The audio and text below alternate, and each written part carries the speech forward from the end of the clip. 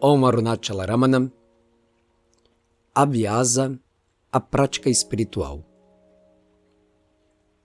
Tradução de diálogos com Ramana Maharishi, publicados na revista The Mountain Path em abril de 1972. O devoto perguntou: qual é o método a ser usado na prática espiritual? E o Maharishi respondeu: como o eu de uma pessoa que tenta atingir a autorrealização não é diferente dele mesmo, e nada existe além ou superior a ser atingido por ele, a autorrealização é apenas a realização de sua própria natureza.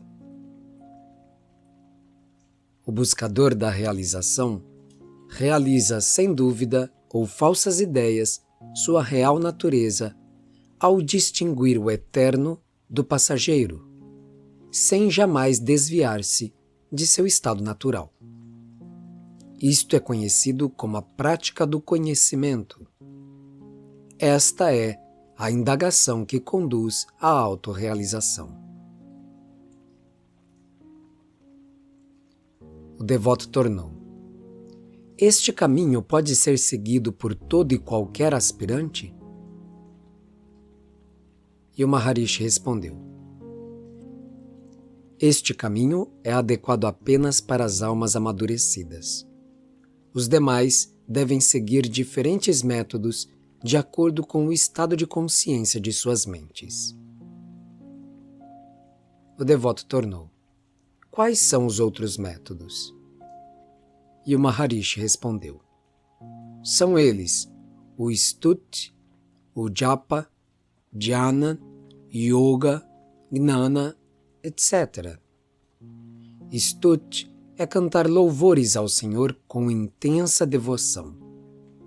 Japa é repetir nomes de deuses ou mantras sagrados como o Om, seja verbalmente ou mentalmente. Quando a pessoa atinge Dhyana, a mente não se liga aos objetos dos sentidos. Caso contrário, não se trata de dhyana. Portanto, aqueles que se acham neste estado podem observar as fantasias e ilusões da mente e impedir que ela pense, fixando-a em dhyana. O estado de perfeição no dhyana expressa a vivência no eu. Veja o yoga. Sabe-se que a fonte da respiração é a mesma da mente. Portanto, a calmaria de uma leva ao controle da outra. A prática de acalmar a mente através do controle da respiração é chamada de yoga. Ao fixar a mente nos centros psíquicos ou chakras, tais como o Sahasrara, o lótus das 1000 pétalas, os yogis podem permanecer por tempo indefinido sem ter consciência de seus corpos.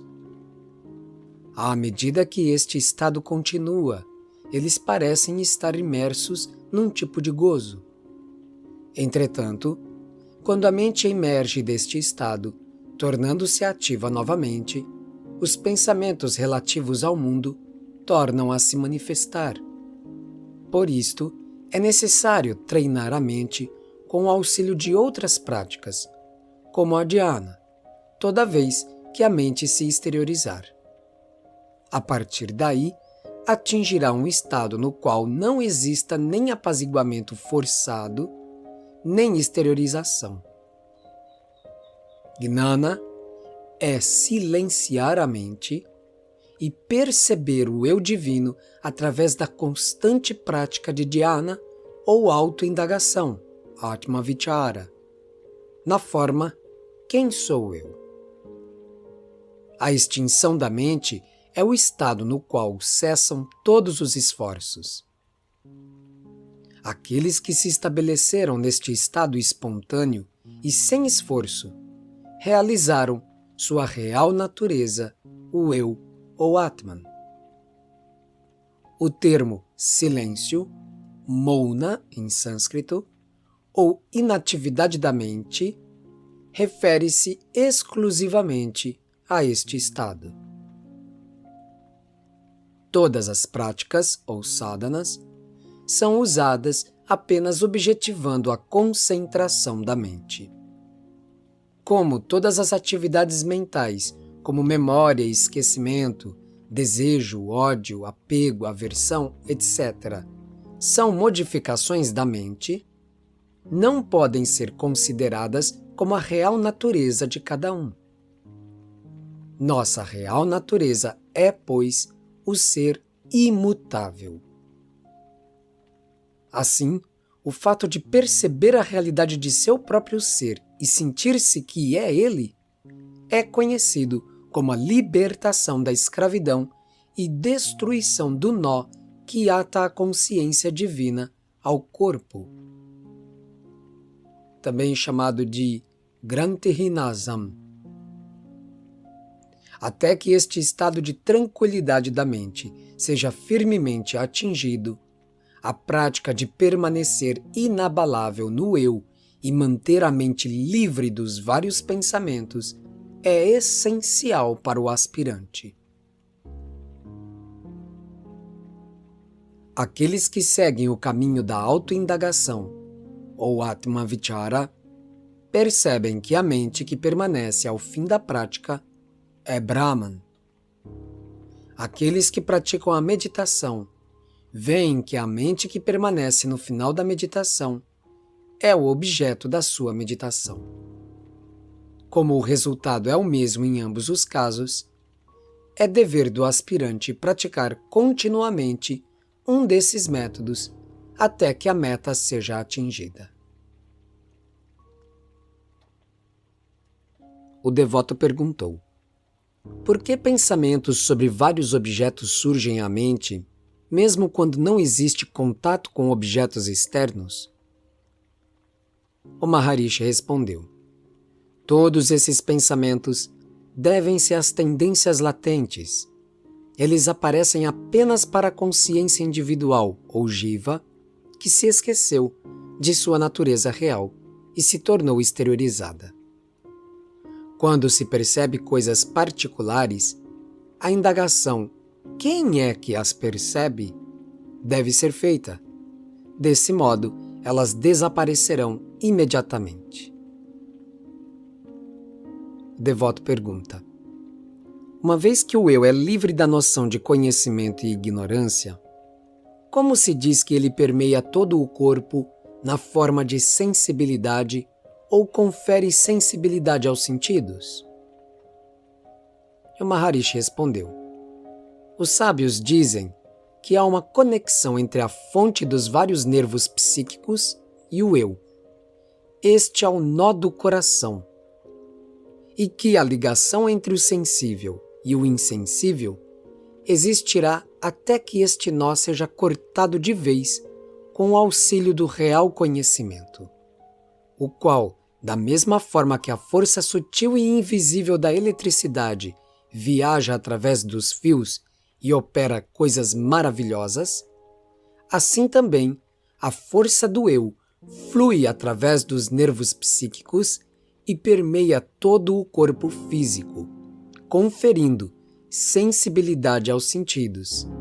E caso este nó seja cortado, o eu permanecerá como sempre foi, sem atributos.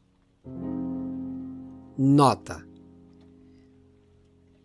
a destruição do nó do coração acontece com o auxílio do real conhecimento.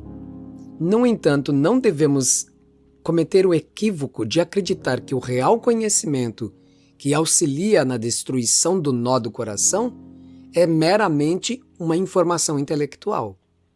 Real conhecimento denota aqui conhecimento intelectual, mas também conhecimento empírico do ser.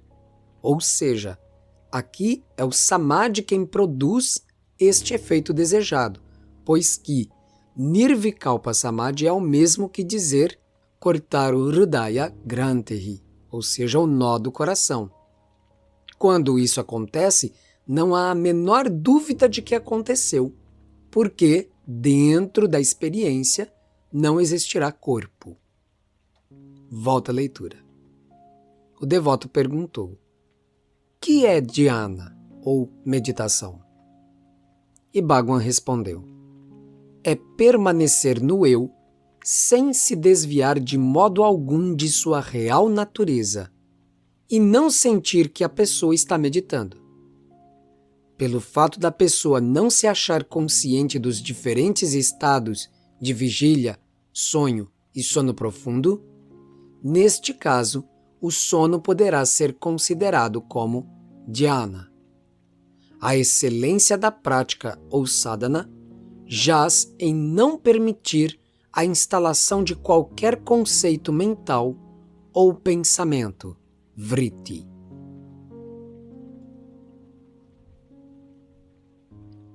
O devoto perguntou: quais são as regras de conduta que um aspirante deve seguir?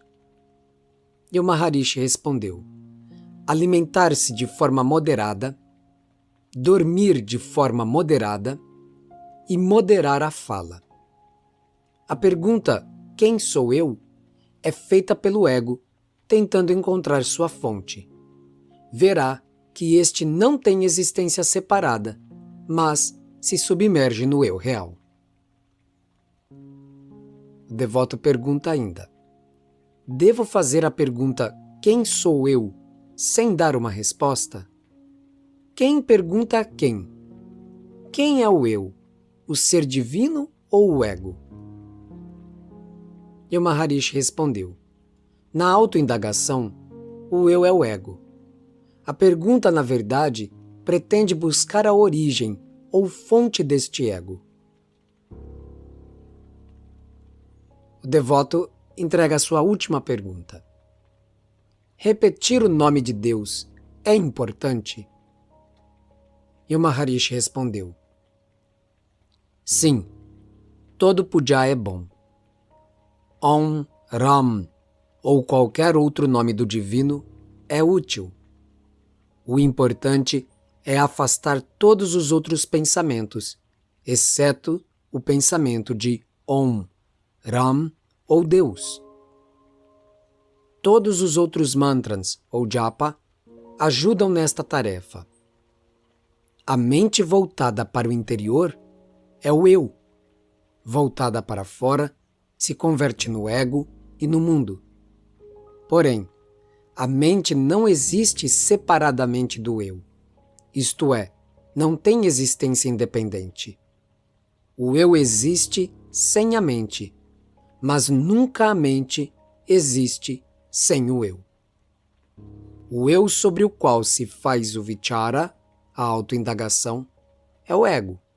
Através da constante indagação, o ego cessa de existir e somente o eu é percebido. Tudo o que se vê é cambiante. Tudo se acha em constante modificação.